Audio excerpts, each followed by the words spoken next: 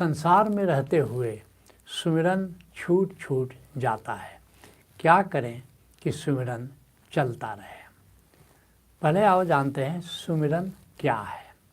सुमिरन का अर्थ है स्मरण, ध्यान, याद, ख्याल, जिक्र। सूफी इसको जिक्र कहते हैं, ख्याल कहते हैं, याद कहते हैं। हमारे ऋषि स्मरण कहते हैं, ध्यान कहते हैं। तो ये सारे शब्द सुमिरन के पर्यायवाची हैं। यह स्मरण स्वयं का हो सकता है, इष्ट का हो सकता है, गुरु का हो सकता है या परमात्मा का हो सकता है। अर्थात हम स्वयं का आत्मस्मरण कर सकते हैं, इष्ट का सुमिरन कर सकते हैं, गुरु का सुमिरन कर सकते हैं अथवा परमात्मा का सुमिरन कर सकते हैं। तो जैसा सुमिरन होता है तो सुमिरन के प्रकार के अनुसार सुमिरन में मंत्र का भी प्रयोग होता है और सुमिरन के प्रकार के अनुसार अलग अलग मंत्र होते हैं। तो मंत्र को जोड़ करके सुमिरन करने की प्रथा है। हर मंत्र में ओम परमात्मा या अस्तित्व का द्योतक होता है। तुम देखोगे जितने भी मंत्र हैं उसके आरंभ में ओम का प्रयोग होता है। तो जैसे अब सुमिरन के 4 प्रकार हैं और प्रकार के अनुसार उसमें मंत्र जोड़ा जाता है। जैसे पहला प्रकार है गुरु का सुमिरन, तो उसके लिए मंत्र का प्रयोग करते हैं ओम गुरुवे नमः। अर्थात ओम अर्थात परमात्मा गुरु के रूप में प्रकट है और हम ऐसे गुरु को नमस्कार करते हैं जिसमें परमात्मा प्रकट है, अर्थात गुरु परमात्मा का ही स्वरूप है। उसी तरह गौणी सुमिरन है। गौणी सुमिरन क्या है? इष्ट का सुमिरन है, देवों का सुमिरन है। जैसे हनुमान जी को याद करना है तो क्या मंत्र का प्रयोग होता है? ओम हनुमते नमः। ओम अर्थात परमात्मा, परमात्मा हनुमान जी के रूप में प्रकट है, ऐसे हनुमान जी को हम नमस्कार करते हैं, उनको याद करते हैं। अथवा भगवान शिव का अगर सुमिरन करना हो तो मंत्र है ओम शिवाय नमः। ओम अर्थात परमात्मा जो भगवान शिव के रूप में प्रकट है, हम उन्हें नमस्कार करते हैं, हम उनको याद करते हैं। ऐसे अगर आत्म सुमिरन करना है, अपनी आत्मा को याद करना है, अपनी आत्मा के याद में जीना है तो क्या मंत्र का प्रयोग करते हैं? ओम आत्मने नमः। ओम अर्थात परमात्मा जो हमारी आत्मा के रूप में प्रकट है, हम उसे नमस्कार करते हैं, अर्थात उसे हम याद करते हैं। अथवा तिब्बती मंत्र है ओम मणि पद में हूँ। ओम अर्थात परमात्मा जो डायमंड इन द लोटस, जो सहस्त्र दल कमल के बीच में डायमंड है, जो शिव नेत्र बिंदु है और डायमंड जैसा चमकता है, तो उसकी व्याख्या की गई है।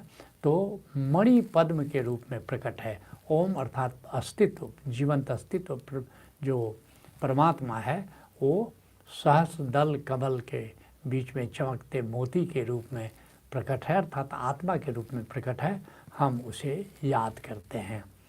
और उसी तरह से परासुमिरन, परासुमिरन क्या है? जो निर्गुण निराकार परमात्मा है, ये जीवंत अस्तित्व है, ये जीवंत आकाश है, तो उसकी याद को, उसके सुमिरन को परासुमिरन कहते हैं।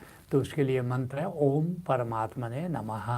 अर्थात ओम जो पूरा जीवंत अस्तित्व है वो परमात्मा के रूप में प्रकट है, तो उससे हम नमस्कार करते हैं, उससे हम याद करते हैं। या उसके लिए सोहम मंत्र भी है। सो अर्थात परमात्मा, हम मतलब आत्मा, अर्थात जो परमात्मा है वही आत्मा है, हमारी आत्मा ही परमात्मा है अथवा परमात्मा का एक्सटेंशन हमारे भीतर आत्मा रूप में, तो दोनों को याद करते हैं। या ओशोधारा में हम ओम हूँ मंत्र का प्रयोग करते हैं। ओम अर्थात परमात्मा, हूँ अर्थात आत्मा। तो आती सांस में जैसे ओम को याद करते हैं, जाती सांस में आत्मा की याद करते हैं। अब तुम्हारा प्रश्न है कि क्या करें कि सुमिरन सतत चलता रहे, तो हम आत्म सुमिरन हमेशा कैसे बना रहे, तो ये पहले विचार करते हैं। फिर परमात्मा का सुमिरन या कैसे बना रहे, आत्मा का सुमिरन कैसे बना रहे, फिर ये सुमिरन कैसे हमेशा हो, जो तुमने पूछा उसकी भी चर्चा करें। तो पहले आओ जानते हैं आत्म सुमिरन हमेशा कैसे बना रहे। हम जो भी करें आत्मस्मरण के साथ करें। इसी को ओशो साक्षी कहते हैं, कृष्ण भी इसको साक्षी कहते हैं, अष्टावक्र भी इसी को साक्षी कहते हैं। अर्थात आत्मा की याद के साथ हम जो भी करते हैं उसको साक्षी कहते हैं।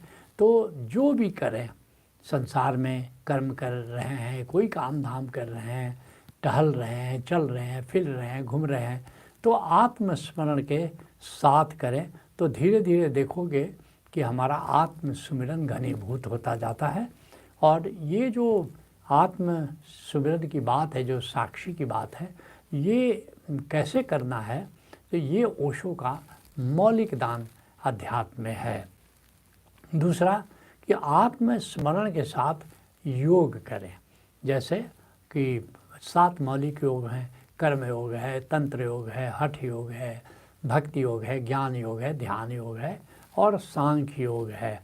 तो इसमें साक्षी को हमेशा जोड़ो, तब जाकर के योग बनता है। अर्थात कर्म प्लस साक्षी इज इक्वल टू कर्म योग, भोग प्लस साक्षी इज इक्वल टू तंत्र योग, सांस प्लस साक्षी हठ योग। तो इसी तरह से सारे मौलिक योगों में हम साक्षी को जोड़ते हैं। इसको ऐसा भी कह सकते हैं कि मन के बहुत हैं लेकिन सूत्र हमेशा साक्षी है। अर्थात योग कोई भी हो, मन के की तरह कर्म अलग है, भोग अलग है, सांस अलग है, लेकिन सूत्र हमेशा साक्षी है। देखो माला बनती है तो मन के तो कई होते हैं और कई बार मन के रूप में अलग अलग रत्नों का भी प्रयोग करते हैं, लेकिन सूत्र एक ही होता है।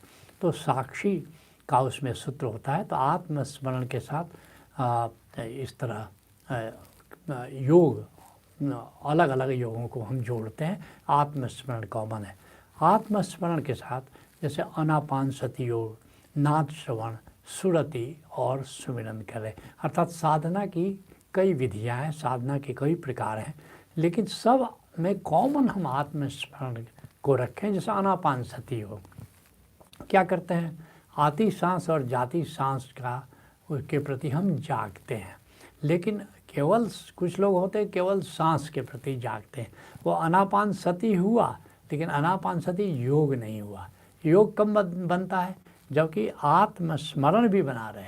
आत्मस्मरण के साथ जब हम आती सांस और जाती सांस के प्रति जागते हैं तो उसको हम आनापानसति योग कहते हैं। उसे नाद श्रवण, हम ऐसे भी नाद गूंज रहा है, हम नाद श्रवण कर सकते हैं, लेकिन नाद श्रवण के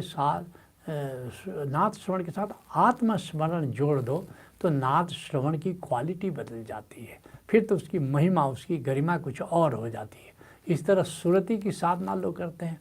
सुरति क्या है कि जैसे हम परमात्मा का ख्याल करें तो आती सांस में परमात्मा का ख्याल करके और जाती सांस में आत्मा का ख्याल करें।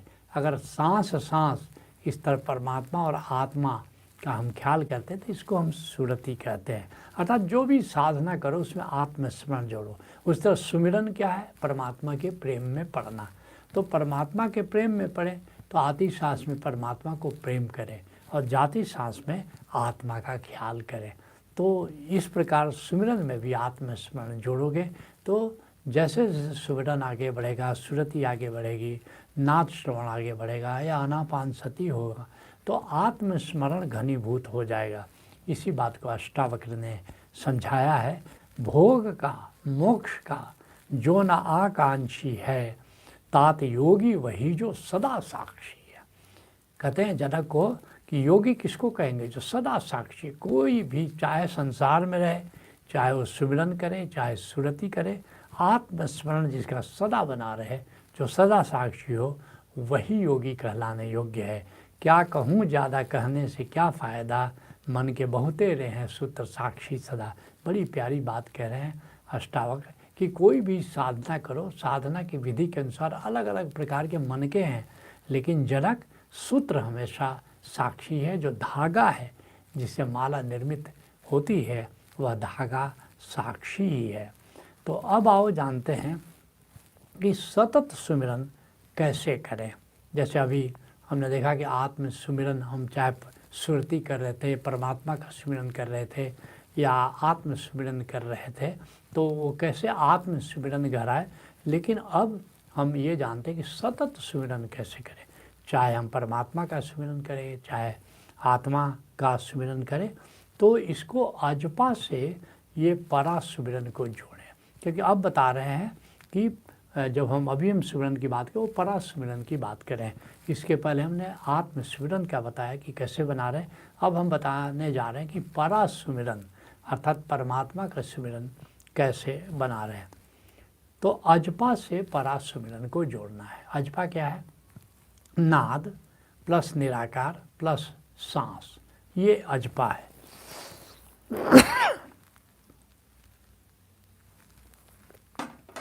ये अर्थात सर्वव्यापी नाद गूंज रहा है, उसको सुनो।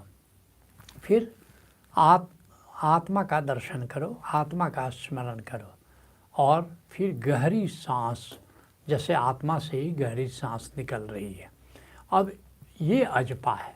तो कोई भी परमात्मा का सुमिरन कर रहे हो, परमात्मा की याद कर रहे हो, तो अजपा, अब सांस लेते हो तो इसको श्वास अजपा कहते हैं, सांस छोड़ते हो तो इसको प्रश्वास अजपा कहते हैं, ब्रीद इन अजपा एंड ब्रीद आउट अजपा। तो जब श्वास अजपा के साथ परमात्मा की याद करो और प्रश्वास अजपा के साथ आत्मा की याद करो, ऐसे जो श्वास अजपा अर्थात कि नाद श्रवण करते हुए, आत्मदर्शन करते हुए, सांस लेकर परमात्मा को प्रेम करो। तो ये हो गया श्वास अजपा के साथ परा सुमिरन हुआ।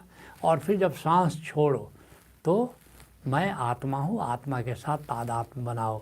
तो अजपा के साथ जब परा सुमिरन को जोड़ोगे तो ये सतत सुमिरन चलेगा।